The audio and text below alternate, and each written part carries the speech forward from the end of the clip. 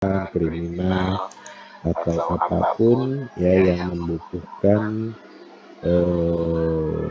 gambar atau penjelasan yang berurut. Siapa?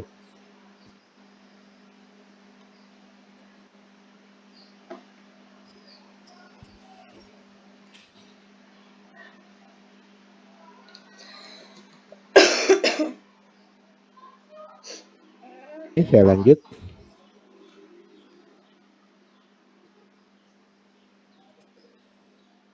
Bila tidak ditulis secara kronologis, berita tersebut akan membingungkan pemirsa, ya. Nah, pola ini harus menjawab pertanyaan 5W plus H dengan lengkap. Gampang ya, kalau pola kronologis semuanya harus berurut, ya. Oke, yang kemudian yang kedua adalah pola topik. Ini agak sulit. Narasi yang ditulis bergantung pada topik yang akan disampaikan, ya. Penjelasan ini cuma satu kalimat, tapi sebenarnya cukup sulit. Kenapa? Ya, karena saya contohkan dengan kekeringan tadi, ya. Jadi misalnya di dalam naskah yang dibacakan oleh news anchor atau presenter atau penyiar, ya, itu berisi tentang kekeringan yang terjadi di NTT misalnya gitu, ya. Kemudian gambarnya itu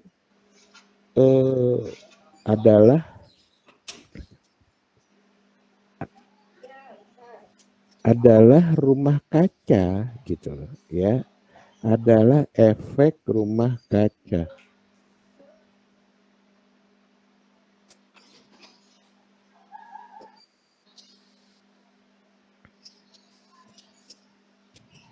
Ya, adalah efek rumah kaca. Sepintas sepertinya tidak berhubungan antara naskah tadi yang menceritakan tentang kekeringan yang terjadi di NTT dengan video atau gambar yang berisi tentang rumah kaca atau efek rumah kaca. Tapi kalau kemudian dibantu dengan narator yang menjelaskan bahwa video rumah kaca itu ya menjadi salah satu sebab ya atas kekeringan yang terjadi di NTT, ya, itu kemudian menjadi nyambung, ya. Artinya apa? Artinya antara gambar dengan narasi dengan naskah, ya, itu sebenarnya adalah tema, ya, yang menyambung adalah tema. Nah, kendati seolah keduanya tidak tersambung kalau kita lihat secara sepintas, maka penyambungnya adalah tema. Sampai sini paham? Ya. Begitu juga misalnya kemudian wawancaranya. Wawancaranya berisi tentang dampak dari kekeringan, ya. Kan kalau dipikir, kalau kemudian dilihat sepintas gitu ya, seolah tidak nyambung gitu. Ya, antara tadi naskah yang dibacakan, gambar atau video, dan SOT-nya seolah tidak nyambung. Tapi yang menjadi penyambung sebenarnya dari ketiganya itu adalah tema. Paham? Ya. Jadi ketiganya itu boleh gitu ya. Seolah tidak nyambung, ya, seolah ya. Dan yang menjadi penyambungnya adalah tema. Itu adalah contoh dari ya badan narasi yang mempunyai pola topik atau tema. Sampai sini jelas? Ada yang bertanya?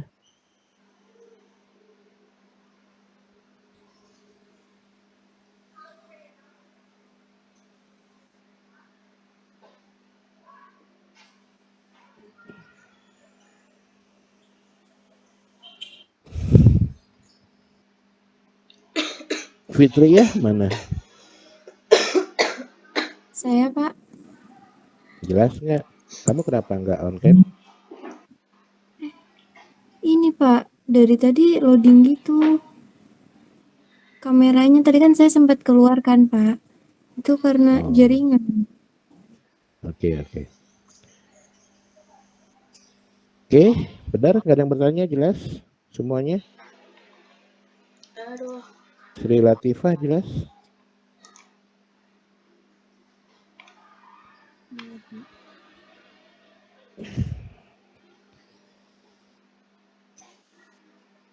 Oke ya, saya lanjut. Yang terakhir dari badan narasi ini adalah pola pendapat.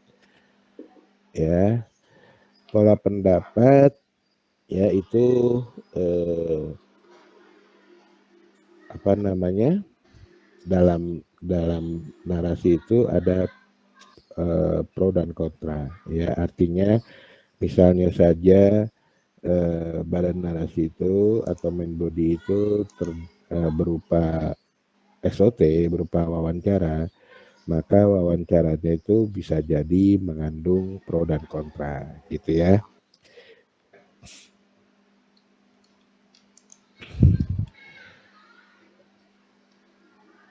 Nah, karena itu ya, pro dan kontra itu harus ya terhubung, ya, harus terhubung dengan naskah yang dibacakan presenter di awal, ya, supaya pembaca tidak bingung. Jadi artinya naskah berita yang disusun reporter dan akan dibacakan oleh penyiar atau siapa namanya news anchor itu harus mampu merangkum pro kontra yang terjadi atau yang terdapat pada badan narasi.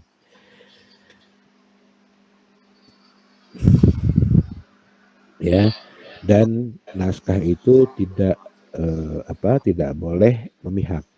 Jadi dia harus netral. Rangkuman yang disampaikan itu benar-benar netral, tidak berpihak. Ya, sekaligus menjadi jembatan untuk badan narasi yang berupa wawancara baik yang pro maupun yang kontra. Sampai sini ada yang mau bertanya? Semua tentang badan narasi jelas?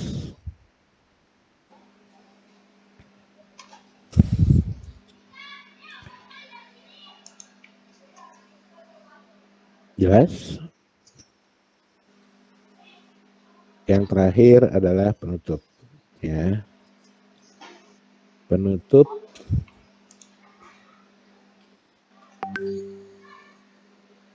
ya, itu karena kaitannya dengan durasi, maka ketika tidak ada lagi fakta yang relevan dan signifikan, ya, berita itu harus ditutup. Ya, biasanya penutup itu tadi saya sudah sampaikan adalah SOT atau wawancara, ya, atau kalaupun gambar itu berupa tag on cam, gitu ya, bukan video tapi tag on cam, gitu. Nah, karena dia penutup, ya, maka isinya itu harus tajam, tegas dan kuat, ya, supaya pemirsa dapat memahami berita yang baru saja disampaikan tadi, gitu ya. Nggak boleh penutup itu berisi kesimpulan, ya, apalagi saran dan himbauan dari reporter. Kenapa? Karena kalau reporter yang membuat kesimpulan, ya, itu artinya adalah hasil pemikiran reporter, ya. Tapi sebagaimana halnya sebuah media, ya, yang tidak berpihak, ya, maka penutup itu atau kemudian kesimpulan itu diserahkan kepada pemirsa. Biar pemirsa yang mengambil kesimpulan, biar pemirsa yang menentukan berpihak ke siapa, gitu. Ya, reporter sebagai penyusun naskah ataupun semua keseluruhan berita yang disampaikan itu tidak boleh berpihak, tidak boleh menggiring, ya, menggiring pemirsa untuk berpihak dengan kesimpulan yang diambil oleh reporter. Paham ya? Jadi kesimpulan itu dibiarkan dilakukan oleh atau diambil oleh pemirsa itu sendiri. Ya, karena kalau kesimpulan ditulis atau diarahkan oleh reporter, maka seolah-olah reporter atau media televisi itu menggiring pemirsa untuk berpihak kepada salah satu pihak, gitu ya. Oke, dalam buat penutup, ya reporter harus mengacu kembali pada intro yang sudah lebih dulu dibuat. Ya, mengacu. Artinya mengacu itu bukan berarti mengambil kalimat atau menggunakan kalimat yang ada di intro, tidak, ya. Tapi artinya mengacu itu berdasarkan, gitu, ya. Oke, selain itu penutup juga stand up yang efektif. Nah, jadi setelah gambar atau video tadi, ya kalau wawancara SOT sudah saya jelaskan. Nah, ternyata di sini video yang ditayangkan pun bisa menjadi penutup, ya, dengan stand up, dengan menayangkan reporter yang ada di lokasi, ya. Nah, biasanya meskipun itu adalah gambar atau video tentang reporter, tapi yang ditampilkan, ya, itu adalah misalnya reporter menutup wawancara, gitu ya, dengan narasumber, gitu ya. Jangan lupa koreksi ulang untuk menentukan kesalahan yang terjadi pada setiap paket berita. Jadi kemarin saya sampaikan bahwa program siaran berita itu harus siap 1 jam sebelum tayang. Nah, waktu 1 jam itu digunakan untuk mengecek ulang, ya, berita yang akan ditayangkan, ya, supaya tidak ada kesalahan-kesalahan. Salah satunya adalah itu, ya, kenapa harus siap tayang 1 jam sebelum program siaran. Oke, materinya sudah habis. Silahkan kalau mau ada yang bertanya. Dari awal belum ada yang bertanya.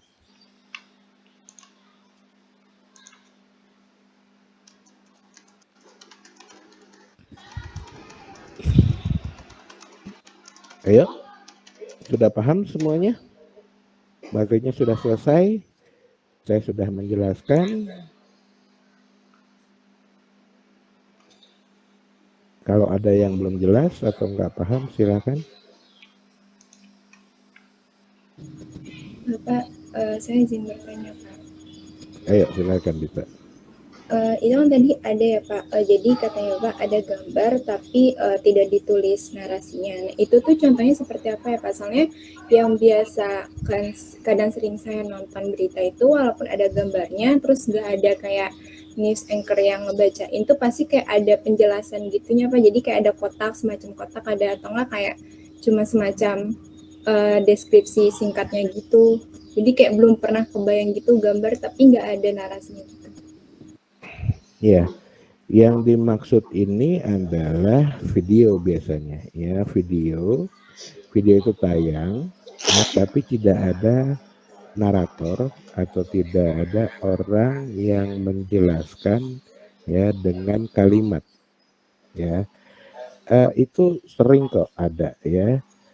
Bahkan kalau kamu cermat, kalau kamu teliti, ya, itu biasanya ketika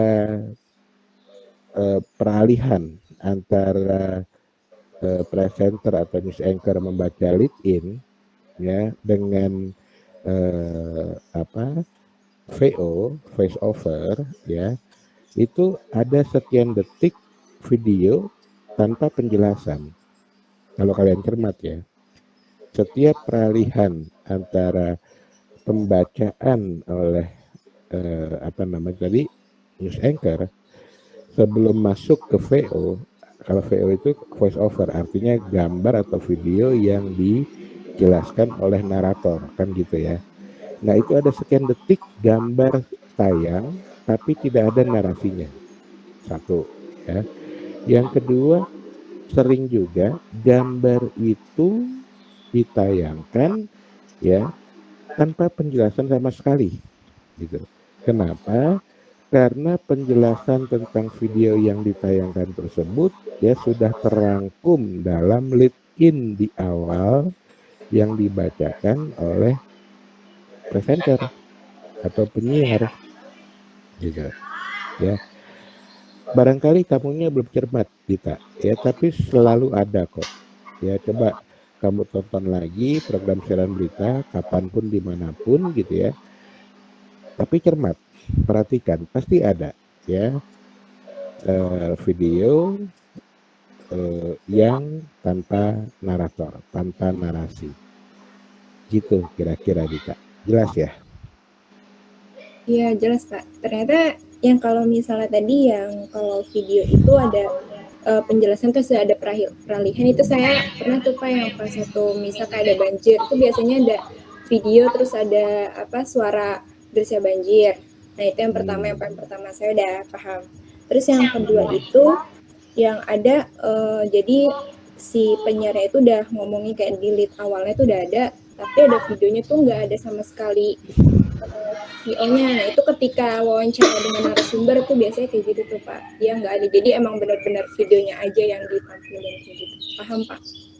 Oke, makasih. Ya, jadi memang sekarang ini karena kita anak jurnalistik, kita harus cermat ya dalam menonton tayangan sebuah berita ya. Karena dengan kecermatan itulah kemudian kita bisa memahami ya apa yang disampaikan oleh teori. Kalau nggak paham nanti kesimpulannya ya jatuhnya pada teori kok beda ya gitu. Ya sebenarnya tidak, asal kita cermat. Nah, andai pun kamu semua nih menemukan ketidakcocokan antara teori dengan apa yang kamu lihat, apa yang kamu dengar, ya silakan ditanyain. Mudah-mudahan saya bisa menjawab. Kalaupun tidak, ya kita diskusi atau kita cari solusinya, jawabannya, gitu ya. Sebentar, saya mau baterainya low. Kalau ada yang mau bertanya, silakan disiapkan pertanyaannya.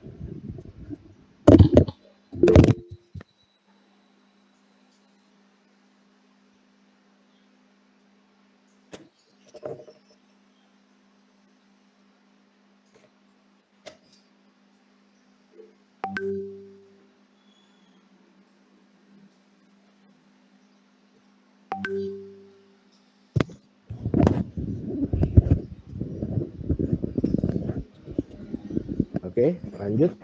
Ada lagi yang mau bertanya? Sri Pak. Yuk, silakan Sri. Sri pernah nonton video ada reporter yang lagi liputan di lapangan, tapi di belakangnya reporter itu ada anak SMA yang ngeganggu Pak. Jadi kayak joget-joget gitu. Jadi reporternya itu keganggu gitu dengan hal tersebut. Terus si reporter sama yang lainnya itu udah pindah-pindah tempat. Tapi si anak ini itu tetap ngikutin gitu, ngeganggu hal yang sama.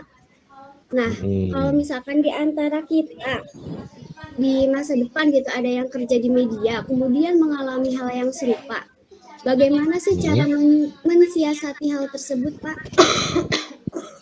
Iya. Oke, makasih Sri. Memang banyak ya, tapi sebenarnya gini, kalau saya sih abaikan aja. Kenapa? Ya, karena orang-orang kayak gitu, apalagi anak-anak ya, itu susah banget diomonginnya gitu loh.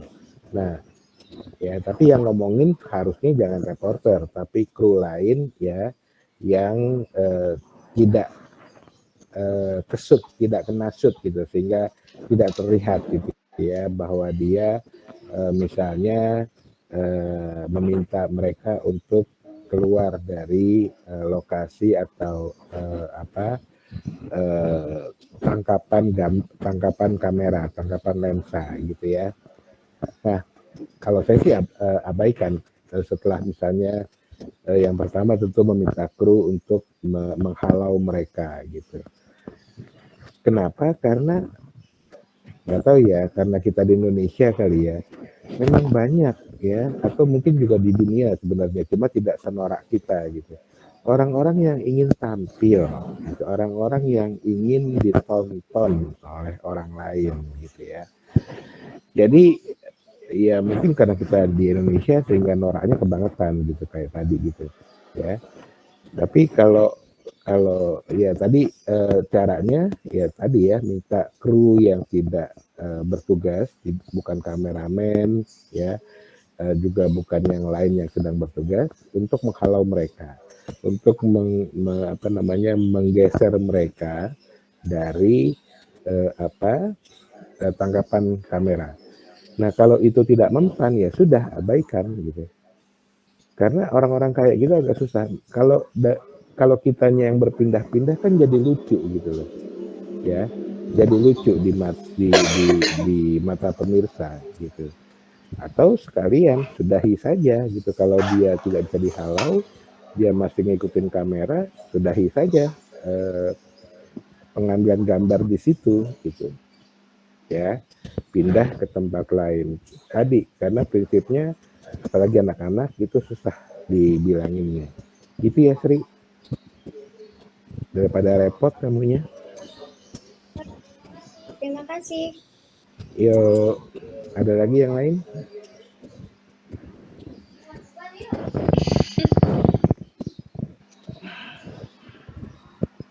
Ada yang ingin bertanya lagi silakan.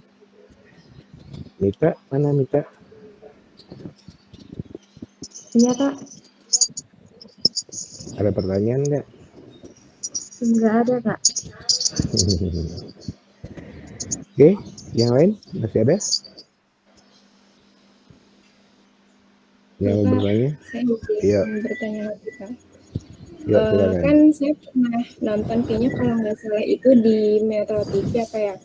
Jadi itu yang si penyiarnya itu tahu kan Bapak, jadi si penyiar itu kayak kalau misalnya penyiar kan kelihatannya good looking itu bukan sekedar dari cantik tapi kayak kita tuh ngeliatnya enak kan. Nah dia pernah tuh ngebawain suatu kayak berita tentang kayak dia pakai mukanya tuh udah tegas, maksudnya kayak nggak tegas sih, kayak tegas, terus mukanya datar. Bapak kan masih kalau ibu-ibu yang kayak zaman dulu gitu kan yang biasanya di penyiar-penyiar tahun 1990-an. Nah, Kenapa? itu tuh dia kayak gitu.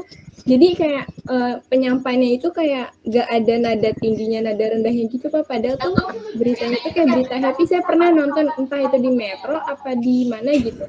Jadi pas waktu saya baru nonton kelihatannya kayak jadi pembaca tuh jadi kayak udah gak nyaman gitu nontonnya, karena suasana auranya dia tuh pas saat nyampein berita tuh kurang bersahabat gitu Pak. Nah itu kalau misalnya kayak gitu emang ada ciri khas tertentu kah kayak penyiar seperti itu apa gimana Pak? Ya, sekarang kamu pernah temuin lagi nggak orang itu tayang? Itu sih sekali Pak, karena nggak ada siaran lagi, jadi entah itu Pak ada di Metro apa di mana gitu. Ya. Jadi yang benar-benar iya. Artinya kemungkinan besar bahwa orang itu barangkali ya kemungkinan besarnya orang itu bukan kru, bukan reporter ya. Bisa jadi misalnya adalah salah satu dari mereka yang hadir di acara itu misalnya ya, diminta pendapat. Jadi dia fungsinya adalah sebagai narsum misalnya ya.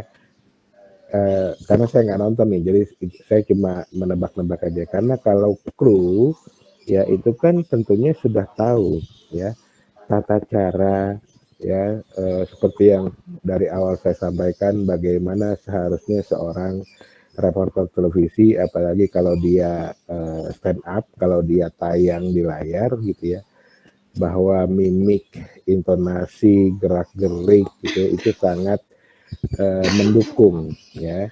Bahkan saya sudah sampaikan juga bahwa kalau dia betul kru, betul reporter, maka ancamannya adalah pemecatan ya.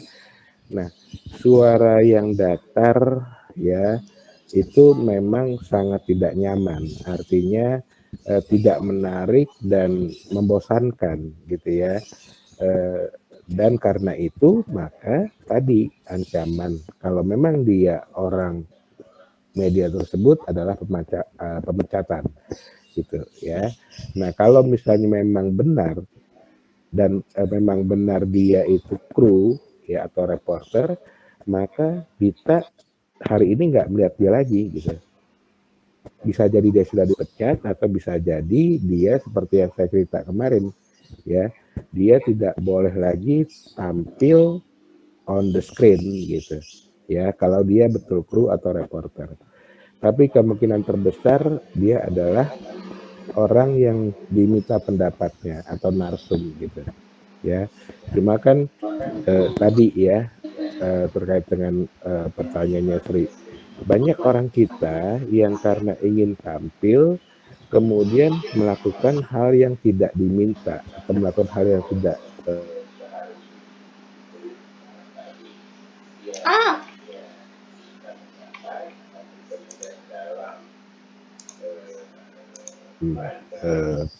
penyampaiannya dia bersikap seolah menjadi presenter atau menjadi reporter.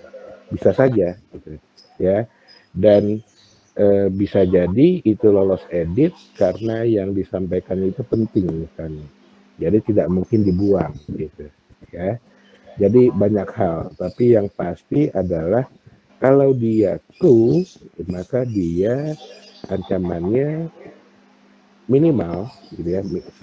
Kalau tidak dipecat minimal dia tidak akan tampil lagi di layar gitu ya. Dia tidak akan pernah diperbolehkan untuk tampil di layar gitu. Nah, kalau dia memang narasumber ya medianya nggak bisa melakukan apapun gitu karena dia narasumber, kecuali tadi ya mengedit dengan membuang. Tapi mungkin isi dari yang disampaikan meskipun itu hambar, datar ya, tapi dianggap sangat penting terkait acara tersebut. Bisa jadi gitu. Dita ya. Cukup jelas? Cukup jelas, Pak. Baik, Pak. Terima kasih banyak. Oke. Ada lagi yang mau bertanya? Silakan. Paling nggak Dita sudah mendapatkan contoh bagaimana suara hambar ya atau orang yang tidak nyaman untuk dilihat ya, auranya menyebalkan, itu Dita udah bisa mendapatkan contoh hidup gitu ya, paling nggak itu positifnya buat kamu gitu ya, dan juga mungkin buat pemirsa lain, jadi ada perbandingan gitu. Oke, ada lagi yang mau bertanya?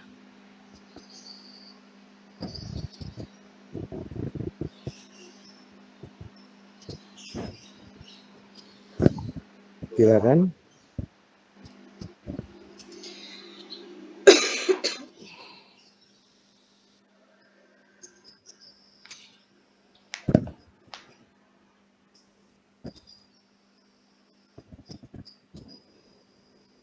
Nggak ada ya?